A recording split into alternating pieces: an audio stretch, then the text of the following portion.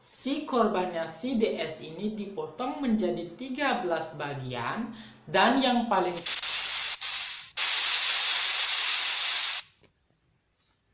Halo teman-teman, terima kasih sudah klik video ini. Dan di kisah misteri kali ini saya akan menceritakan tentang kejadian yang terjadi 6 tahun yang lalu, di mana terjadi pembunuhan dengan cara dimutilasi di Bukit Jambul, Klungkung, Bali.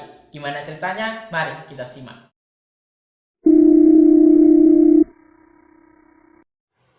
Ditemukannya korban mutilasi di Bukit Jambul, Klungkung, Bali.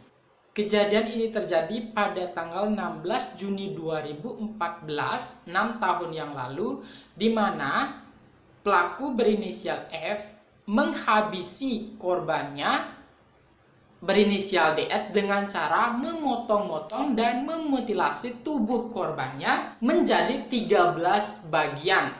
Dilakukan di kos di Jalan Kenyeri 9, Desa Tojan, Klungkung. Peristiwa ini dilakukan pada pukul 10.30 WITA. Pelaku melakukan aksinya tidak hanya saat itu juga, tetapi pelaku juga sempat beristirahat di depan kosannya dengan merokok dan sempat juga mengobrol dengan teman kosannya yang notabene kamarnya itu berada tepat di depan kamar si pelaku. Dan si tetangganya ini tidak merasa curiga terhadap si pelaku atau si F ini. Si korbannya si DS ini dipotong menjadi 13 bagian, dan yang paling kejam adalah si pelaku tidak hanya membuang potongan itu di satu titik, tetapi si pelaku membuang potongan itu di berbagai titik di sekitaran tempat itu menjadi 13 titik. Bukit Jambul inilah tempat pertama kali di mana ditemukan sebuah kepala ditemukan oleh warga sekitar. Ditemukannya itu di bawah pohon nangka lahan warga di pinggir jalan di Bukit Jambul, Klungkung ini.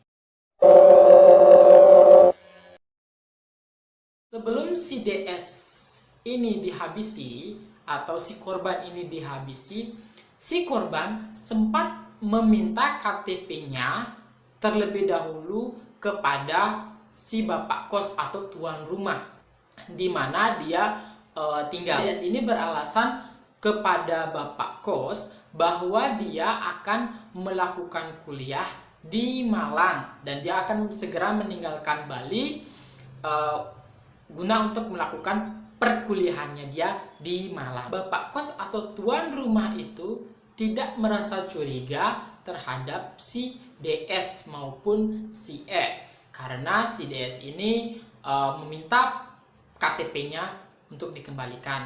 Nah, dikasihlah KTP-nya sama si bapak kos ini, sama tuan rumahnya ini terhadap si DS.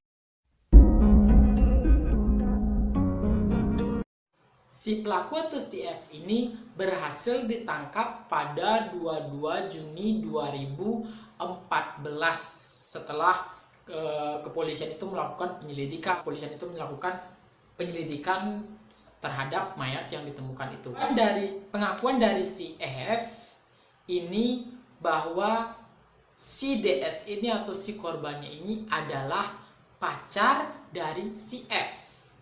Tetapi tuan rumah atau bapak kos yang dimana tempat mereka tinggal itu mengatakan bahwa mereka adalah suami istri karena si F dan si DS ini ketika dia tinggal atau pindah ke kosan itu, ke tempat itu, mereka mengakunya suami istri. Jadi bapak kos ini mengira kalau mereka itu benar suami istri. Kasus mutilasi ini dilatar belakangi dengan hubungan asmara antara si F atau si pelaku atau F dengan si korban atau DS. Mana si DS dan F hanya sebatas pacaran karena si F ini sudah memiliki istri dan istrinya tinggal di rumah mertuanya, sementara pelaku dan korban sama-sama dari NTB atau Sumbawa NTB. Pelaku atau si F ini sudah memiliki istri dan seorang anak, sementara si korban atau si DS ini adalah seorang janda yang telah bercerai sebulan lalu, dimana berarti di bulan Mei, karena kejadian ini terjadi pada bulan Juni. Nah, pengakuan si F ini atau si pelaku ini, dia melakukan aksinya, dia melakukan pembunuhan ini dikarenakan si DS ini mendesak si F untuk menikahinya. Sementara si F ini tidak mau meninggalkan istrinya dan anaknya. Karena si DS ini terus mendesak si F atau si pelaku untuk menikahinya, akhirnya si F ini pun kesal. Dia pun kesal karena dia terus didesak sama si DS ini. Akhirnya si F ini kesal dan melakukan aksinya dengan cara melenyapkan si DS. Dipotong-potonglah tubuhnya si DS ini.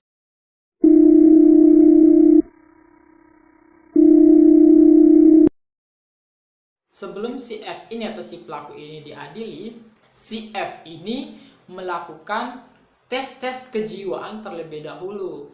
Apakah si F ini melakukan aksinya itu karena penyakit kejiwaan tersebut.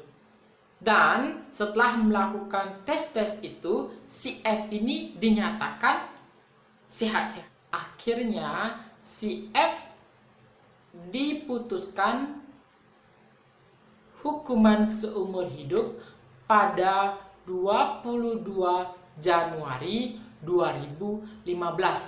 Sekitar 6 bulan berikutnya dinyatakanlah si F ini kena hukuman seumur hidup. Terima kasih sudah mendengarkan kisah misteri dari saya. Jangan lupa klik like, comment, dan subscribe atau share video ini kepada teman-teman Anda agar apa yang Anda tahu, teman-teman kalian juga tahu bahwa kisah misteri sering terjadi di sekitar kita. Oh iya, kalau misalkan kalian pengen saya menceritakan kisah misteri atau request tentang kisah misteri siapa, kalian boleh komen di bawah. Bye bye, see you next video.